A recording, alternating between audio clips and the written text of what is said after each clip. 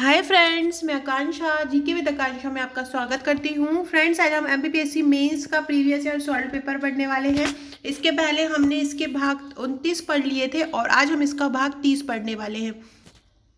बहुत ही सरल तरीके से मैंने इन पेपर्स को सॉल्व किया है और आपके सामने लेके आती हूँ ताकि जो प्रीवियस ईयर्स के पेपर से आप समझ सकें कि आपको एग्ज़ाम में कैसे लिखना है। प्रीवियस ईयर्स सॉल्व पेपर आप सॉल्व कर लेते हैं तो लगभग 70% टॉपिक कवर हो जाता है। कैसे, वो मैं आपको बताती हूँ। पहले आगे बढ़ने से पहले चैनल को सब्सक्राइब जरूर कीजिएगा ताकि आने वाले सभी वीडियोज़ का इन्फॉर्मेशन आप तक मिलता रहे। सो फ्रेंड, मैं बोल रही थी आपसे कि टॉपिक कवर हो जाता है कैसे, कि जैसे सपोज कीजिए कि आपका एक टॉपिक है गरीबी। अब गरीबी से क्वेश्चन बन सकते हैं। जो मेन क्वेश्चन है, आप ये समझ लीजिए 7 से 9 क्वेश्चन ऐसे हैं जो वेरी इंपॉर्टेंट है, जैसे कि गरीबी क्या है, गरीबी के कारण, उसको निपटने के उपाय या इनकी संबंधित योजनाएं। इसी प्रकार से कुछ टॉपिक है। अगर आप और प्रीवियस ईयर्स में गरीबी से संबंधित ये क्वेश्चन पूछे जा चुके हैं तो आपको इनमें से ही कोई थोड़ा सा इधर उधर करके भी क्वेश्चन दे देंगे। तो आपने गरीबी पढ़ रखा होगा सॉल्व पेपर में, तो आप गरीबी से कोई भी क्वेश्चन आएगा ना तो आप उसको सॉल्व कर पाएंगे। तो जो प्रीवियस ईयर्स के पेपर होते हैं इसलिए ही बहुत इंपॉर्टेंट होता है। भले ही जो के 9 क्वेश्चन नहीं आए, लेकिन ऐसा भी होता है कि सेम टू सेम अर्थशास्त्र में बहुत सारे क्वेश्चन हैं जो लास्ट ईयर्स के जैसे 11वीं योजना के बारे में, 12वीं योजना के बारे में बार बार पूछा है।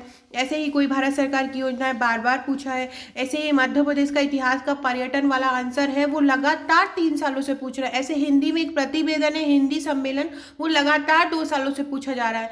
तो इस प्रकार से अगर आप कर लेते हैं तो आप ये मत समझिए सेम टू सेम क्वेश्चन भी आपका नेक्स्ट पेपर में आ सकता है। तो सबसे पहले आप अगर स्टार्टिंग कर रहे हैं तो सबसे पहले आप प्रीवियस ईयर्स मेंस के 5 साल के पेपर सॉल्व कर लें। अपनी कॉपी में स्वयं आंसर राइटिंग करें, स्वयं उनको लिखकर देखें। तो चलिए स्टार्ट करते हो। फ्रेंड्स, आप अगर हमारा मेंस का सॉल्व पेपर लेना चाहते हैं तो इस प्रकार की फाइलों में आपको हमारा सॉल्व पेपर मिलेगा। ये 5 साल के सॉल्व पेपर रहेंगे। ये एक बुक में नहीं है, ये हर पेपर वाइज है। जैसे कि इनको पेपर वाइज मैंने इसलिए बनाया है कि जैसे कि पेपर फर्स्ट का जिस दिन आपका एग्जाम है तो आप को केवल ये एक फाइल उठाना है, आपको इसको पढ़ना है बस। सेकंड पेपर है तो सेकंड पेपर उठाएं, ताकि आप क्या होता है मेंस के एग्जाम जो होता है हमारा उसमें गैप नहीं होता, लगातार पेपर होते हैं। तो उस समय हमको ऐसी चीज़ चाहिए होता है कि हम जल्दी से जल्दी रिवीजन कर पाए। और अगर आपके पास कोई मोटा मोटा सा बुक होगा या जो बहुत ज़्यादा भरा होगा तो आप उसको नहीं पढ़ पाओगे। कंपैरिजन में एक पतली पतली फाइल को आप ज़्यादा आसानी से पढ़ पाएंगे, रीड करने में आपको प्रॉब्लम नहीं होगी, पकड़ने में आपको प्रॉब्लम नहीं होगा। तो इसी प्रॉब्लम के चलते मैं ये आपके लिए लेके आई हूँ। ये जो सॉल्व पेपर है ये 8 फाइलों के रूप में रहेगा। 8 फाइलों के रूप में आपको मिलेंगे। इसमें लगभग 1300 पेजेस इसलिए हो चुके हैं क्योंकि 6 नंबर को मैंने एक पेज में लिखा है, 15 नंबर को मैंने वही आपको 2.5 से 3 पेज में लिखा है। जैसा कि एग्जाम पेपर में डिमांड होती है उसी प्रकार से ये फ्लो चार्ट और मैप के साथ कवर किए गए हैं। अगर आप ये सिंगल इसकी हार्ड कॉपी लेते हैं तो ये 2000 रुपये का है, लेकिन अगर आप इसको पैकेज के साथ लेते हैं तो ये आपको 1000 रुपये में पड़ेगा। ऐसे ही अगर आप सॉफ्ट कॉपी लेते हैं तो सॉफ्ट कॉपी इसका 1300 रुपये में है, लेकिन अगर आप इसको पैकेज के साथ लेते हैं तो ये आपको कम का पड़ेगा। तो पैकेज के साथ हमारा ये सॉल्व पेपर जो है वो आपको डिस्काउंट में मिलता है। ये हमारा मेंस का पूरा पैकेज है। मेंस की ये सॉफ्ट कॉपी का पूरा पैकेज है 5200 रुपये का। इसमें टेस्ट सीरीज आपको बिल्कुल फ्री रहेगा। और ये हार्ड कॉपी का पैकेज है 8500 रुपये का, इसमें भी आपको टेस्ट सीरीज फ्री रहेगा। इस प्रकार के नोट्स आपको मेंस के मिलेंगे और इस प्रकार की फाइल्स आपको मिलेंगी। साथ में आपको 21 पेड ग्रुप मिलेंगे। इन पेड ग्रुप में आपको तैयारी कराई जाएगी एग्ज़ाम की, और एग्ज़ाम की तैयारी के साथ साथ आपको रोज़ आंसर राइटिंग दिए जाते हैं। अगर आप में से कोई जुड़े हों या आपके फ्रेंड्स जुड़े हों तो मैं रोज़ नए नए आंसर्स वहाँ पे देती हूँ आपको लिखने के लिए। ये आपका प्रीलिम्स का पैकेज है, ये आपको प्रीलिम्स के नोट्स में मिलेगा। तो चलिए आप हमारा आंसर स्टार्ट करते हैं। पहला क्वेश्चन है ये फ्रेंड्स, जो पेपर थर्ड का पेपर फर्स्ट जो वाला जो पार्ट था उसका एक क्वेश्चन लास्ट का रह गया था। उसके बाद हम पेपर थर्ड का सेकेंड पार्ट पढ़ेंगे। तो पहला है विविधता सूचकांक से आप क्या समझते हैं। तो एक समुदाय में विभिन्न प्रजातियों के मापन का मात्रात्मक उपाय। कोई समुदाय है उसमें हम अलग अलग प्रजाति जो होती है उनके मापन को माप का उपाय है कैसे हम माप सकते हैं। यह सूचकांक हमको यह बताता है कि प्रजातियों में सदस्यों की संख्या किस प्रकार विस्तारित हो, मतलब कोई एक प्रजाति में सदस्यों की संख्या किस प्रकार विस्तारित रहती है, किस प्रकार से विभक्त रहती है, किस प्रकार से बढ़ती है। यह सूचकांक हमें यह भी बताता है कि एक समुदाय में कितनी जातियां हैं। तो विविधता सूचकांक क्या है, आपको ये लिखना है। ये विभिन्न प्रजातियों के मापन का मात्रात्मक उपाय है, मतलब हम इससे प्रजातियों को मापते हैं कि कब कितनी बढ़ रही हैं, कहाँ से कितनी आ रही हैं, किस प्रकार से विस्तारित हो रही हैं, किस प्रकार से कम हो रही हैं। तो विविधता सूचकांक हमको ये बताता है। तो ये प्रजाति से रिलेटेड है, याद रखिएगा। नेक्स्ट है सिम्पसन सूचकांक। कौन सा है? सिम्पसन सूचकांक। तो ये हमको क्या बताता है, यह उपस्थित प्रजातियों की संख्या के साथ ही प्रत्येक प्रजाति की प्रचुरता को आधार बनाती है।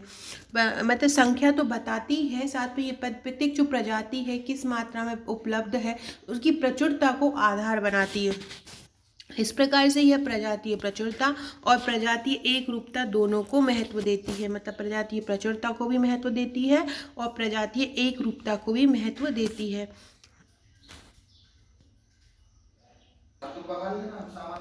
इस प्रकार से यह प्रजातीय प्रचुरता और प्रजातीय एक रूपता दोनों को ही महत्व देती है।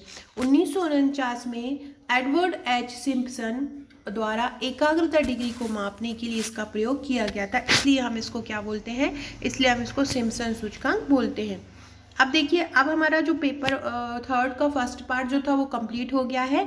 अब हम पेपर थर्ड का पार्ट भी देखेंगे और ये 3 नंबर के प्रश्न है। तो चलिए स्टार्ट करते हैं। 3 नंबर का प्रश्न एक बहुत बड़ा रोल जो प्ले करता है हमारे मेंस में नंबर गेन करने में। मैं जल्द ही एक श्रृंखला लाने वाली हूँ जिसको हर सब्जेक्ट का एक 3 मार्कर श्रृंखला रहेगा। हर सब्जेक्ट के 3 नंबर के प्रश्न उसमें रहेंगे। जल्दी ही उस पर काम चल रहा है, जल्दी ही वो आपके लिए प्रदान किया जाएगा, जिसमें करंट अफेयर का 3 मार्कर का अलग रहेगा।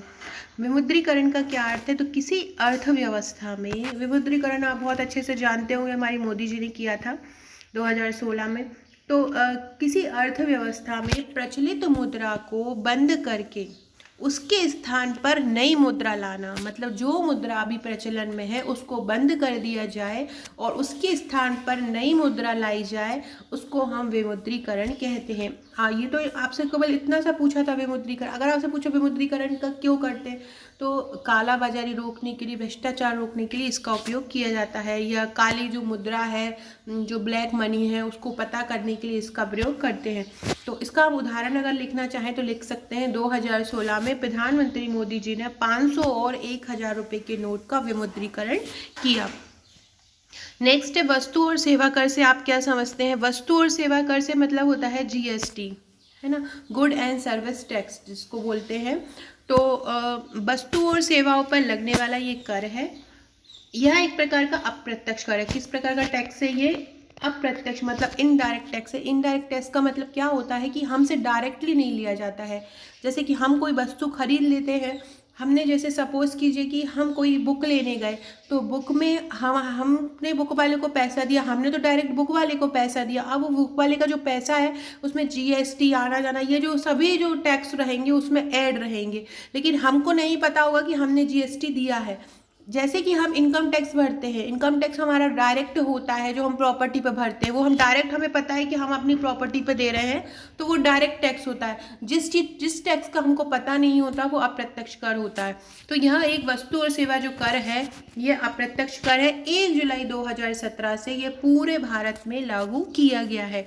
और विश्व के अगर आपसे पूछा जाए कहाँ, तो विश्व में क्या है कि बहुत जगह पे ये सेवा लागू है, लेकिन भारत में हमारे 2017 में ही लागू हुई। कई दृष्टि से ये बहुत ज़्यादा महत्वपूर्ण है। नेक्स्ट है शुद्ध अंतर प्रवाह की अवधारणा व्यक्त करो। तो एक वित्त वर्ष में राष्ट्र में जितना अंतर प्रवाह आया तथा जितना देश से बाहर गया, उनका अंतर शुद्ध अंतर प्रवाह कहलाता है। मतलब एक अशुद्ध अंतर प्रवाह क्या है कि एक हमारा जो एक साल है, वित्त वर्ष है, उसमें राष्ट्र में जितना आया, मतलब जितना दूसरे देशों से आया और जितना दूसरे देशों में गया, उनका जो अंतर होता है तभी हमें शुद्ध पता चलेगा। जैसे कि हमने 10,000 जो है बाहर भेजे और 5,000 हमने वहाँ से मंगाए, तो हमें लाभ कितना हुआ, तो 5,000 रुपये का। या हानि कितनी हुई, 5,000 की। तो इस प्रकार से जो अंतर आता है उसको हम नेट इनफ्लो या शुद्ध अंतर प्रभाव बोलते हैं, जिसको net inflow equal to inflow minus outflow बोला जाता है। फ्रेंड्स, हमारा आपको डिस्क्रिप्शन बॉक्स में टेलीग्राम और व्हाट्सएप ग्रुप का लिंक मिल जाएगा, तो आप वहाँ से हमारे चैनल पे वो व्हाट्सएप ग्रुप या टेलीग्राम ग्रुप से जुड़ सकते हैं। हरित लेखांकन क्या है? हरित लेखांकन से आपको समझ में आ रहा होगा, हरित मतलब आपको कुछ हरित चीज़ों से संबंधित है। तो हरित लेखांकन राष्ट्रीय आय के आकलन की ऐसी विधि है जिसमें राष्ट्रीय उत्पाद की अभिवृद्धि में प्रयुक्त हुए प्रकृति प्रदत्त संसाधनों को, देखो प्रकृति प्रदत्त आ गया मतलब हरित से संबंधित आ गया। तो हरित लेखांकन राष्ट्रीय आय के आकलन की एक ऐसी विधि है जिसमें राष्ट्रीय उत्पाद की अभिवृद्धि में प्रयुक्त हुए प्रकृति प्रदत्त संसाधनों की 6 लागतों को राष्ट्रीय आय में से घटाया जाता है।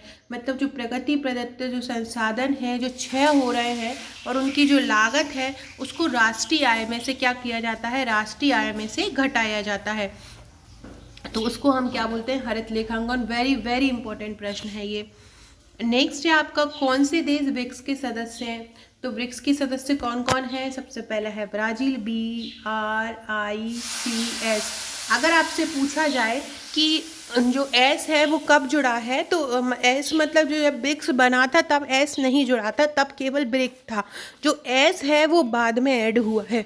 तो पहले क्या था, केवल ब्रिक था। बी से मतलब यहाँ पे होता है ब्राज़ील, आर से मतलब होता है यहाँ रशिया, आई से मतलब होता है यहाँ इंडिया, और सी से मतलब होता है यहाँ चाइना। मतलब एस जो है साउथ अफ्रीका है, जो बाद में, जो पहले ये ब्रिक था लेकिन बाद में ये ब्रिक्स हुआ मतलब इसके बाद में ही साउथ अफ्रीका इसमें जुड़ा। तो ब्रिक्स का मतलब होता है ब्राज़ील, रूस, भारत, चीन, दक्षिण अफ्रीका। इसके बारे में डिटेल वर्णन हमारे अंतर्राष्ट्रीय संगठन की फाइल में आपको मिल जाएगा। नेक्स्ट है, प्रधानमंत्री मुद्रा योजना के उद्देश्य क्या है? छोटी इकाइयों को कम लागत पर वित्तीय सहायता देना।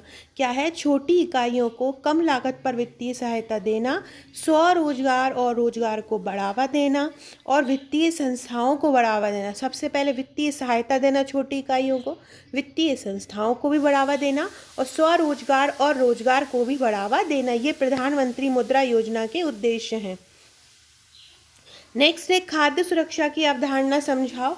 तो प्रत्येक व्यक्ति एक न्यूनतम मूल्यों पर पोषक पदार्थ युक्त खाद्यान्न की उपलब्धता तथा प्रत्येक व्यक्ति तक इसकी पहुंच होना। खाद्य सुरक्षा मतलब आप अपने वर्ड्स में भी लिख सकते हैं कि प्रत्येक तबके के व्यक्ति तक, प्रत्येक क्षेत्र तक खाद्यान्न की उपलब्धता ही खाद्य सुरक्षा कहलाता है। नेक्स्ट है, विकेंद्रीकृत योजना से आप क्या समझते हैं? विकेंद्रीकृत योजना मतलब हर क्षेत्र तक योजना का लाभ हो सके। वह योजना जिसमें योजना का निर्धारण, प्राथमिकता